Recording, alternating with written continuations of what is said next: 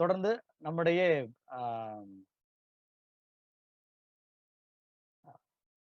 Arun, Karuna Raina ma'am உங்கள பேச சொல்றேன்.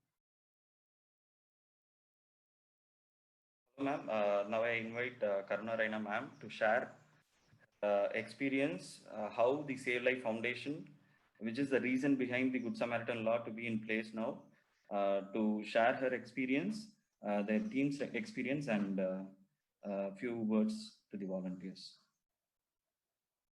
Are you able to share? Yes, now I can. Thank you so much. Hello, everyone. My name is Karuna, and I work with Save Life Foundation. Save Life Foundation was formed in 2008 by Piyush Tiwari after a personal tragedy. So he lost his cousin in a road crash in 2008, and while he was trying to figure out what was the reason behind it, he realized that no one came forward to help him while he was lying on the road, and that was at least the first thing of figuring out why people don't come out on the road, why don't they help, what is the biggest problem, what is their biggest fear.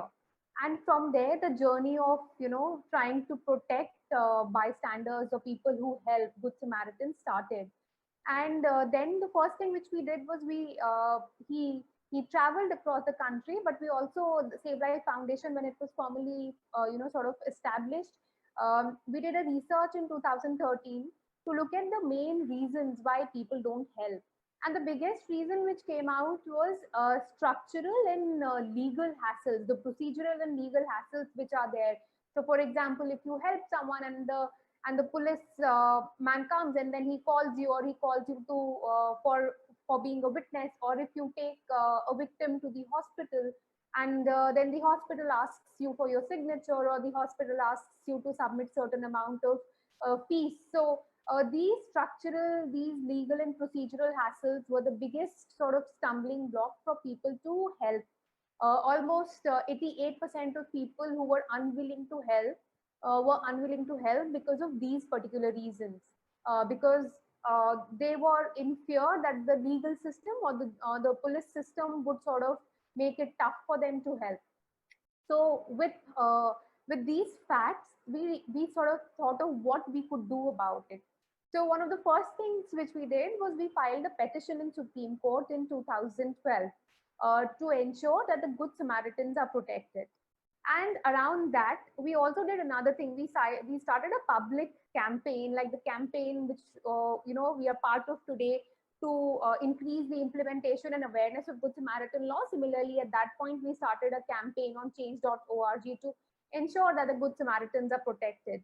And roughly 80,000 people signed that petition, and which was submitted to the health minister.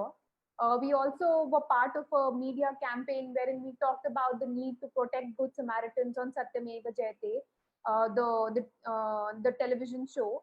And our the court case also progressed gradually, and in the Supreme Court then in 2015 asked the Ministry of Road Transport and Highways to come out with guidelines and SOPs for protection of Good Samaritans. And these guidelines and SOPs were later in 2016 on 30th March given the force of law under Article 140 and 141 of the Constitution, meaning that they will be upheld in any court of law. And that's how the Good Samaritan law was institutionalized. And the broad contours of the protection of Good Samaritans was ensured. But even after that, when the Motor Vehicles Amendment Act was passed last year, in fact, today is the anniversary, like 1 year. Today is 1 year since the Motor Vehicles Amendment Act was passed in the Parliament. So Section 134A of the Motor Vehicle Amendment Act also ensures that the Good Samaritans are protected. So it's also part of an act now. Under that, the government will also come out with various rules in terms of how a Good Samaritan what are the various things which the state governments need to do. And like earlier, Arun was mentioning about the grievance redressal mechanism, we also hope that the rules also look at the grievance redressal mechanism to ensure that whoever has been wronged as a Good Samaritan their grievances can be redressed. The other way of going about it is to have a state-specific legislation. So for example, health and law and order, they're both state subjects. Under our constitution, there are certain issues which are governed by the central government, and then there are certain issues which are governed by the state government. So both health, so the doctors and everything which comes under that purview, and law and order, so the police is under is a state subject. So a state could also have a state specific legislation. So for example, Karnataka has a legislation for protection of Good Samaritans.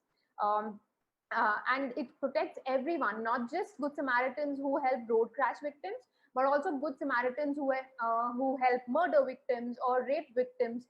It protects them. And it also sets up mechanisms within the state to ensure that the Good Samaritans are incentivized. And now a lot of state governments have come out with these schemes. So for example, Delhi has a scheme which it calls Farishte Dilli Ke, which loosely in English translates to angels in Delhi. So they basically say the Good Samaritans are angels, and then they give them a prize money of a token prize money of 2,000 rupees. But more than that, what they have done is that under Delhi Arogya Kosh scheme, they have ensured that if, as a Good Samaritan, if you take a victim to a private hospital or if you take a victim to a government hospital, they will be treated free of cost. And up till 3 days, the patient can be transferred to any other hospital, a super specialty hospital or wherever. So it also takes away a lot of procedural problems and issues which one encounters at the hospital level. And it also works with the police to ensure that Good Samaritans are not forced to be in the hospital, or Good Samaritans are not forced to become a witness in a particular case. So I feel these are the things which will ensure that the Good Samaritans or people in general feel more confident about exercising their rights as a Good Samaritan.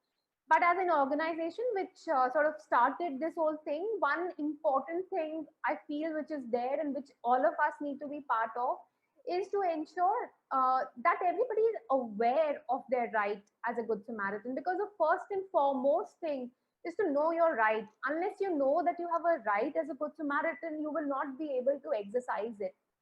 So maybe today, right now, it's 77 people here who are talking about it.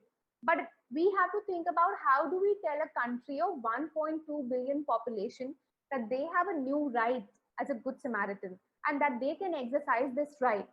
And it's very important to go out and tell people that they should feel confident to exercise this right. So I feel the campaign which we are running today, it's the best example of doing something like this. I mean, COVID has been a problem for everyone, but I think this whole way of interacting online and getting all the people together, I think if we can get more people together, it will be better, because this message has to be spread across and throughout the country.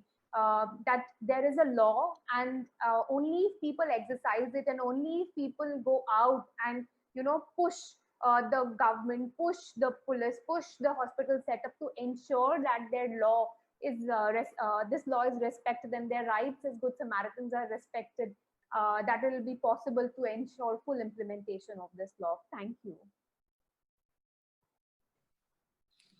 Thank you so much, ma'am, for your wonderful